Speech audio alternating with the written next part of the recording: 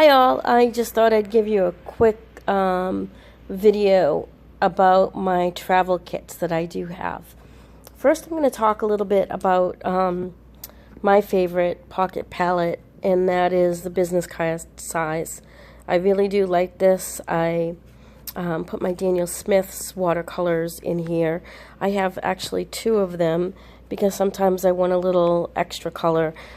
Normally I only use about maybe 2, 3, or maybe up to 4 paints in my watercolor, but I do like to have a selection to start out with. This is a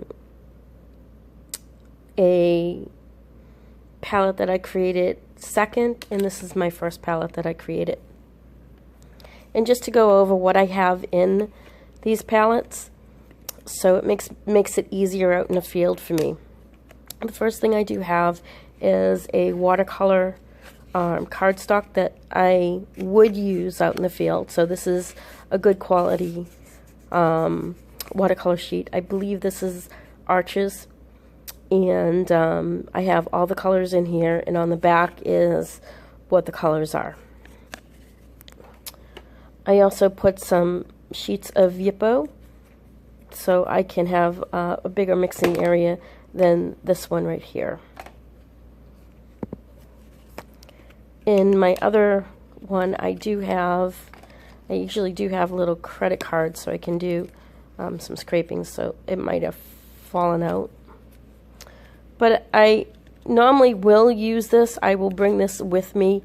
The ones that I do use on a daily basis is I will bring this bead paper book. This is one that I've already completed with this, and I will take either my size 8 Escobar brush with some water, or I will take a water brush. My favorite is a Pentel one.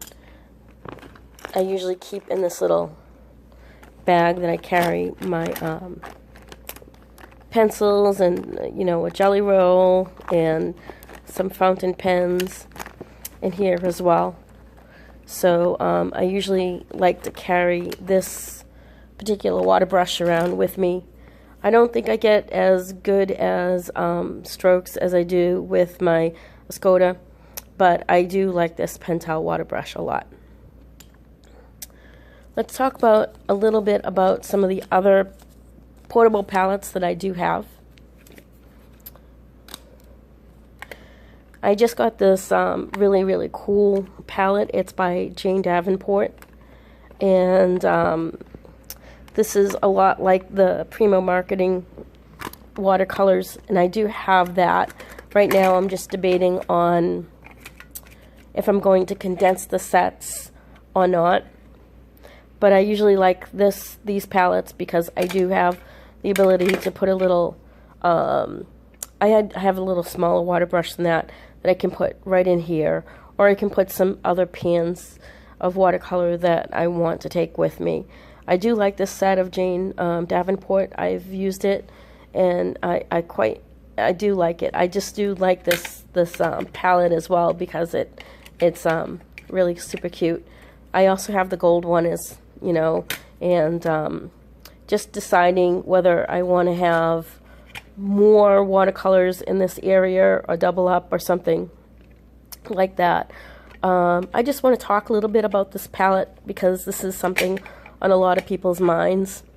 Because I do take these palettes out with me quite a bit, I went ahead and got these little stick-on magnets so they can stick right in here, because no matter how much I crunch these up and use them like that, they never stay in place. They always fall out. So that's why I put the magnets on there. I'm sure that if I just use it in this tin right here and take this out, I can have more space to put more watercolors in there. But for right now, I usually do not take this big tin out with me. I usually just have this at home. Some of the things that I do with these watercolors is I usually use them in the coloring books. For example, this is just a Buffy the Vampire Slayer one. I have an Outlander one, and I have a Doctor Who one. And I do not like to use my Daniel Smiths in this. I usually reserve my Daniel Smith for my urban sketching or my straight out watercolor. I wanted to also look at one of my smallest watercolor kit. I absolutely adore this one. It's a extra small Altoid tin, and let me just show you the difference between them. If you can find them, sometimes they're really hard to find. They're like a little less than half the size of an Altoid's kit. Now, how I did this was really cool. I saw YouTubers do this. I found some mini ice cube trays, and these are silicone. I got these on eBay for like $3, and it comes in a pack of 2. And I just went in and I cut it out, and I put it in to this Altoid's tin. And I want to show you what I did because I think it's pretty cool.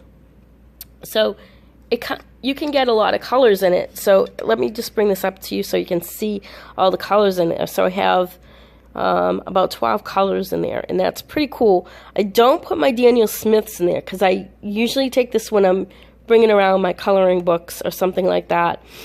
And these are my Cottman watercolors. So they're by Winsor & Newton. I really do like these colors. They're not my favorite, but they will do for my coloring books. But I like to see the colors that I have in there. So I have this little, this is watercolor paper. This is, I believe, like fluid watercolor paper. And I want to see what I have in here. And then I have a little piece of Yippo paper. And this just gives me a little bit more mixing area. Again, I have more Yippo paper, and then I have just a sticky note with what the colors I have in here. I thought it important for me to write down what the colors I have in here, just in case I want to replace them. I'm thinking about painting the inside of this white so I can have another mixing area. And I wanted to see how much I used this before I went in and invested any more time in painting it, which I think that I will do. I will go in and do some acrylics and paint this out, because I think this would be really cool if I do a really nice design on the front of it and take this with me, because I've been really enjoying this. I filled it up twice so far, and honestly, this is really cool. And when I do use this with, I use either my Escoda brush or my Pentel water brush. It just depends on what mood I'm in.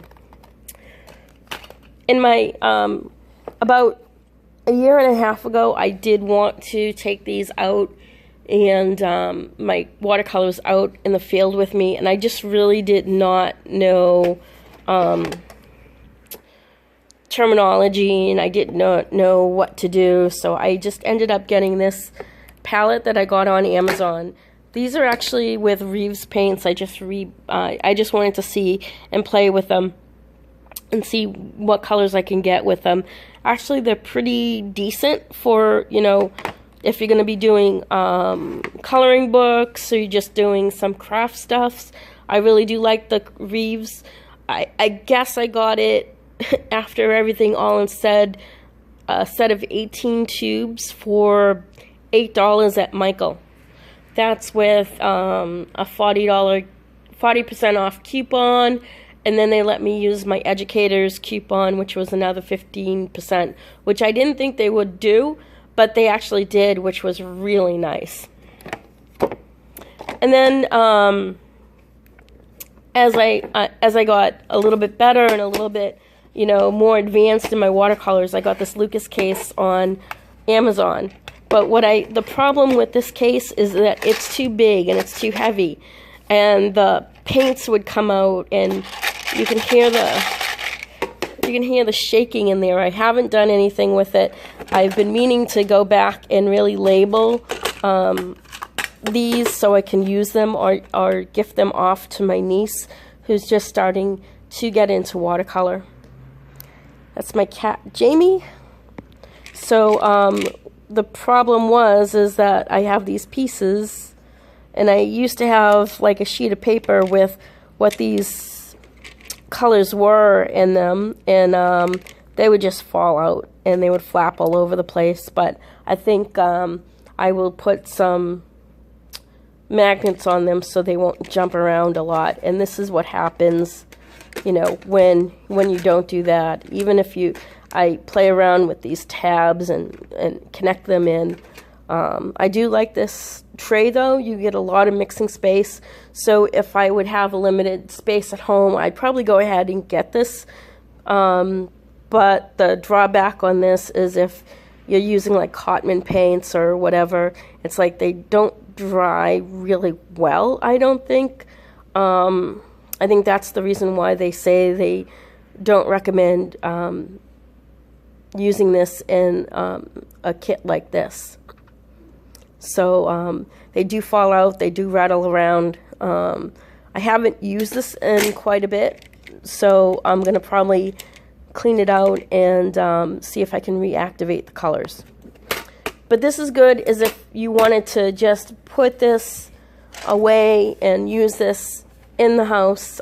I personally wouldn't use this outside. Again, my preference for doing watercolors for travel wise is these two, and I do use these almost every single day. So the colors that you see in here have been refilled quite a bit, and I'm quite happy with them. And I do use either this water brush or my Escoda Versatile travel brushes, which I really do love.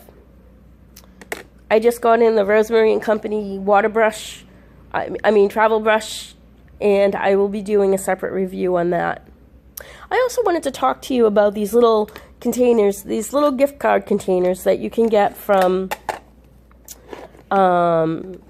like Barnes & Noble or another place. This one I got around Christmas time. I really like this, and I put this on Instagram, which was really cute, and a lot of people really do like this idea.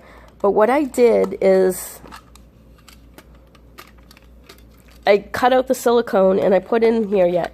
I haven't decided what watercolors that I would put in here, but I can fit up to 40 different colors. And if I know that I'm going to have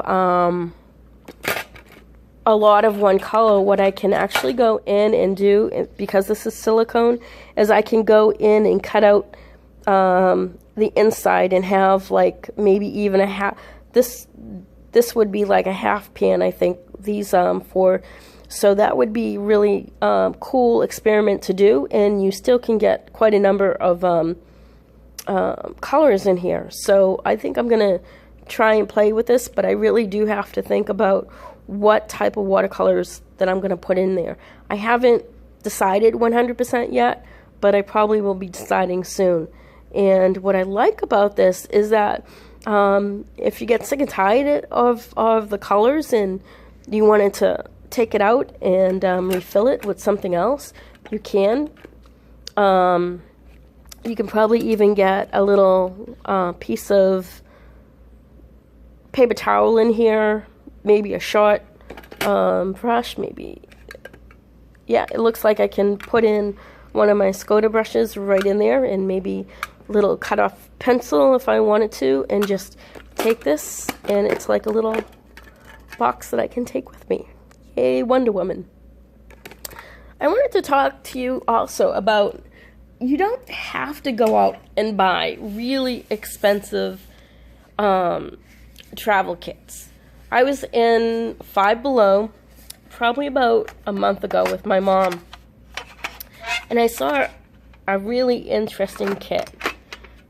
It was these watercolors, and you know, they were $4, and they came in this really great tin, And if you don't like the watercolors that came with them, you certainly can take them out and replace them. But this tin is pretty cool. You might pay about $4 for it anyway. But I wanted to show you the colors that came in this kit. I don't think they are too bad. You can actually do some glazing with them, which is what I really liked.